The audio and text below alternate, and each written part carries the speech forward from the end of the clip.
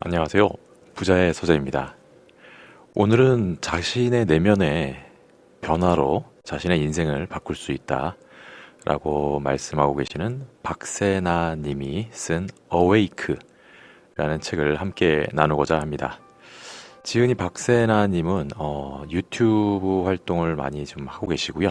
그리고 수험생들, 그리고 프로 선수까지 다양한 분야에 있는 분들에게 성공할 수 있는 그런 심리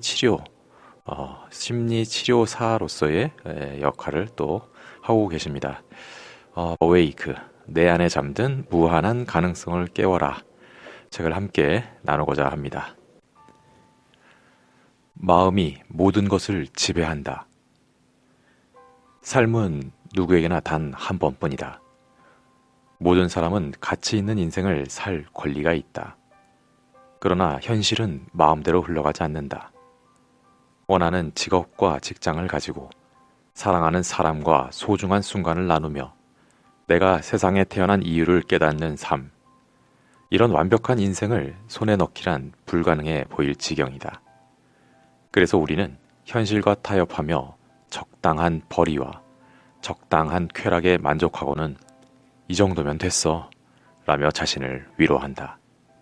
한편 우리가 머릿속으로 떠올리는데 그친 삶을 현실로 이뤄내는 사람들도 있다. 경제적 자유와 시간적 여유를 누리며 생존이 아닌 자아 실현을 위해 일하는 사람들이다. 이런 삶을 살아가기 위해서는 성장 과정에서 혹은 사회생활을 하면서 당신의 의지와 상관없이 닫혀버린 진짜 정신을 깨워야 한다. 그렇다면 누가 그 일을 할 수 있는가? 과연 가능한 일인가? 인류 최고의 무기는 정신이다. 모든 사람의 내면에는 숨겨진 무한한 가능성이 존재한다.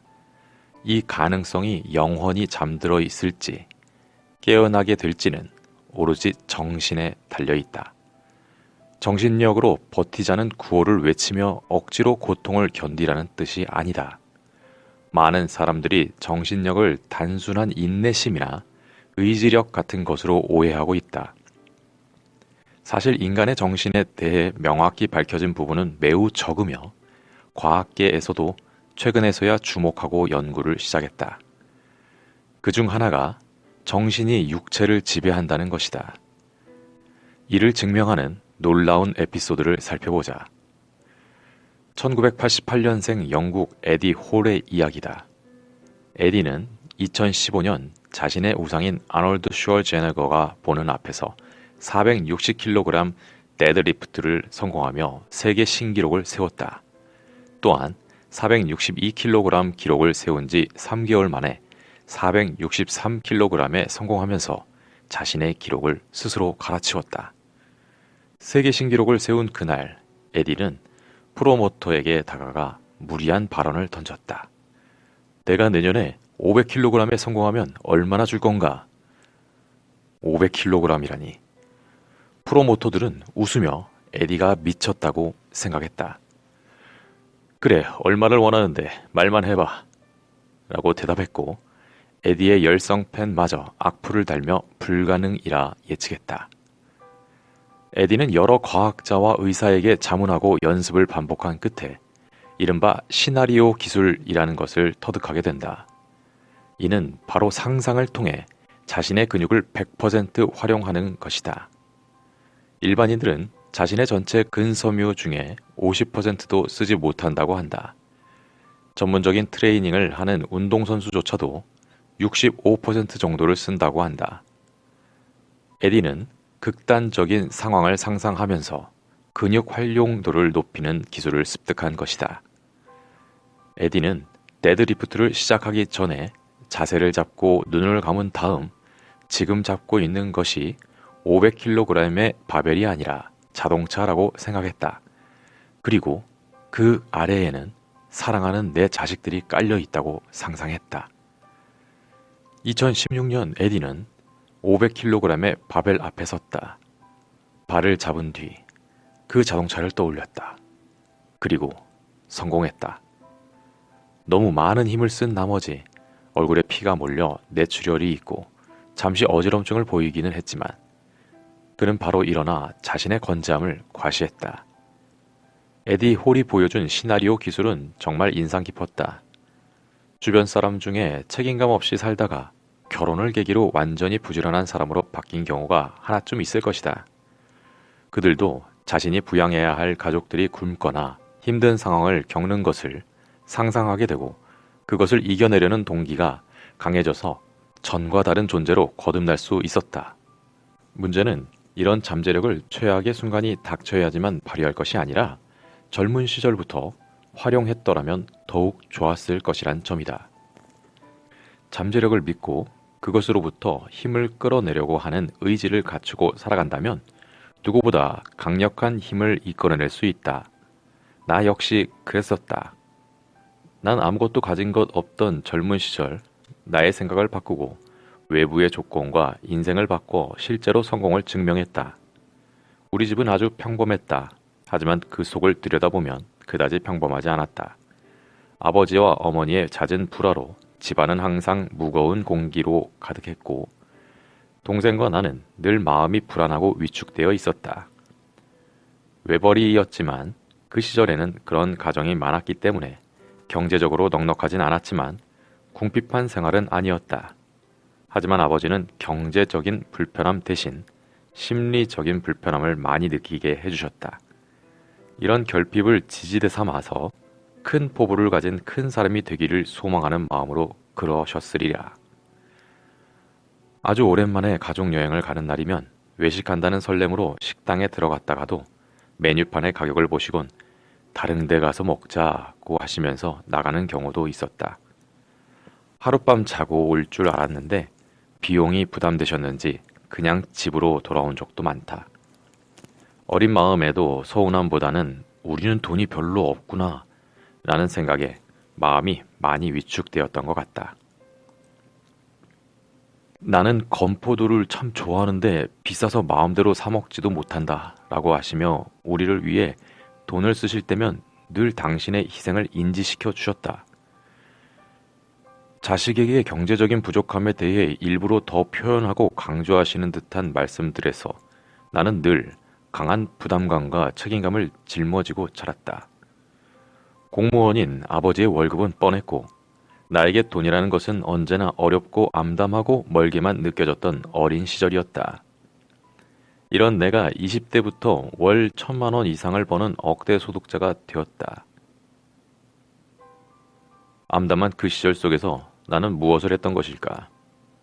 나는 그 답을 심리학과 인간의 정신 영역에서 찾아내었고 내 삶에 적용하고 완전히 변화했을 뿐만 아니라 타인에게도 영향력을 줄 수 있는 심리 전문가로 성장할 수 있었다. 그리고 이제는 수많은 사람에게 인간의 핵심 특성과 인생에 대한 성공 법칙을 가르치고 있다. 가르침을 활용한 이들이 각 분야에서 수없이 많은 성공 사례를 만들어내며 그 효과를 계속 증명하고 있다.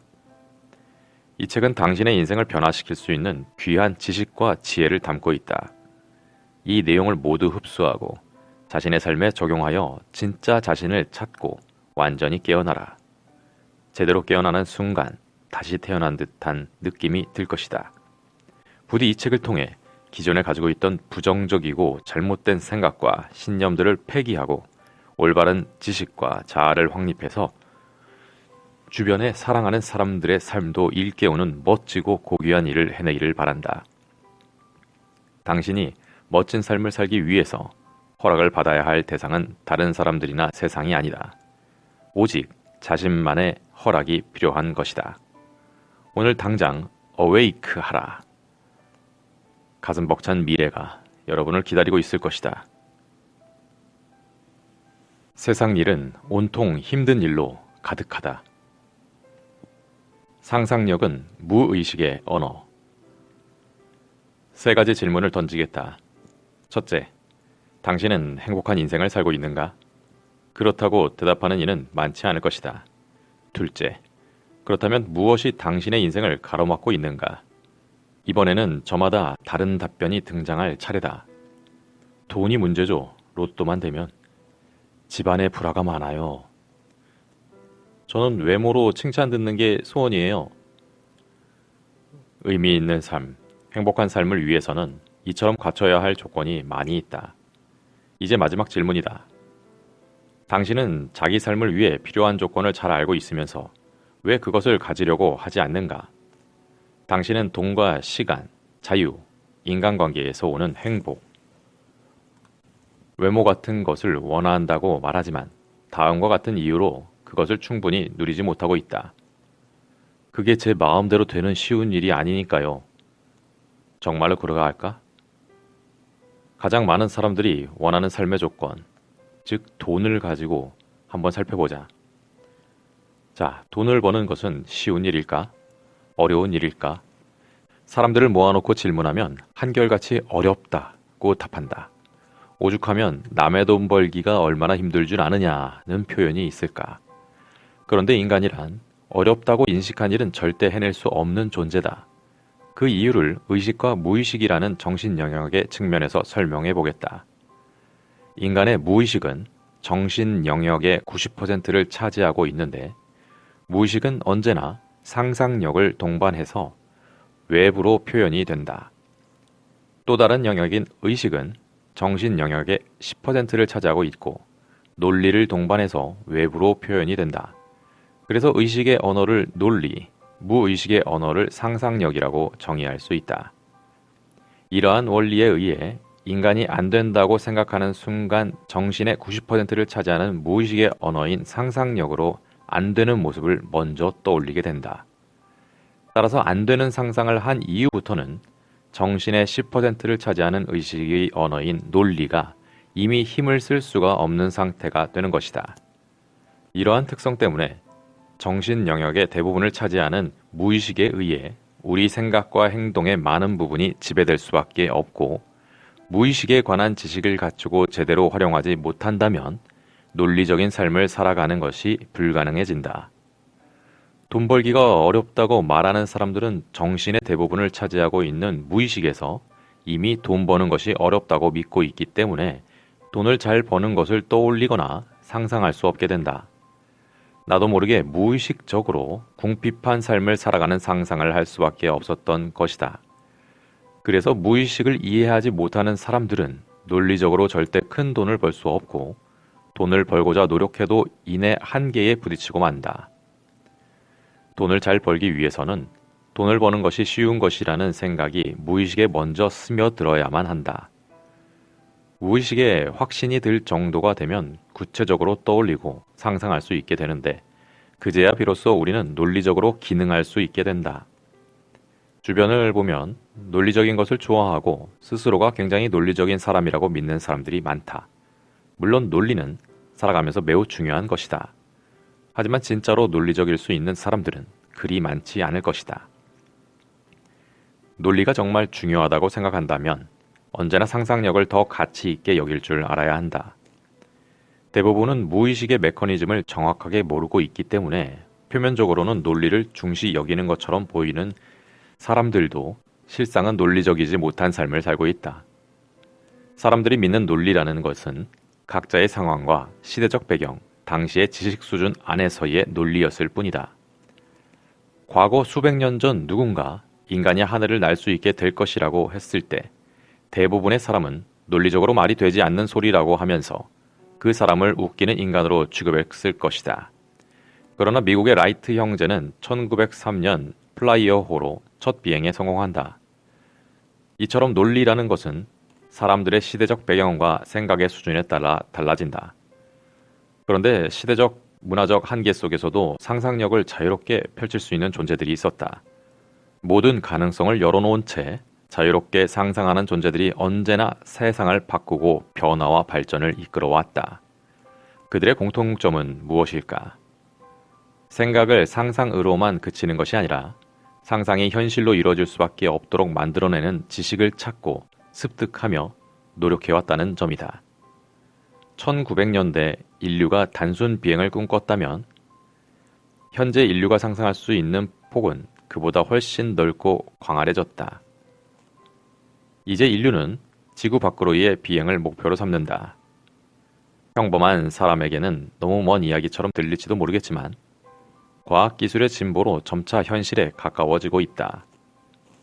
나 역시도 20대 시절 화성에 도시를 만드는 것은 상상하는 것이 쉽지 않았다. 하지만 아버지 빚을 갚아드리는 것은 훨씬 쉽게 상상할 수 있었다. 일단 상상하고 그 상상을 현실화할 수 있는 방법을 모색하고 실천하면 대부분은 현실로 이뤄지게 된다. 화성에 인류의 새로운 도시를 건설하는 것을 상상하기는 어려워도 자신이 가난에서 벗어나 부자가 되는 것쯤은 훨씬 상상하기 쉽지 않겠는가? 돈 벌기는 어렵다는 무의식적인 신념을 바꾸지 않고는 삶의 변화도 있을 수 없다. 일단 어렵다고 생각하는 순간 바로 그것을 이룰 수 없는 상상을 하게 되고 곧 우울해지고 좌절하게 될 테니 말이다. 사실 돈을 버는 것은 쉽다. 모든 일이 그러하듯 방법만 제대로 알고 나면 가뿐하게 느껴진다. 10년 전 수학 공포증에 시달리는 학생을 만나 10주 만에 성적을 7등급에서 2등급으로 올렸던 일이 있었다. 학생의 아버지는 아이의 눈부신 변화에 감동했고 이번에는 아이가 아니라 자신을 제자로 받아달라고 찾아오셨다. 처음 자녀의 상담을 의뢰하셨을 때는 상담료로 한 달치 월급을 지불할 것인가에 대해 많이 고심하셨지만 10주간의 눈부신 변화를 보고 감동하셨고 결국 자신의 삶도 바꾸고 싶다고 직접 상담을 요청하신 것이다.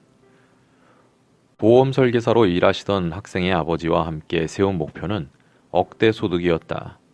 항상 마음속으로 억대 소득을 바라고 있기는 하셨지만 실제로는 월 200에서 300만 원 정도를 버는 상황이었고 면밀한 상담을 통해 그분의 성향을 분석하고 업에 대한 이해와 지식 수준을 점검했다.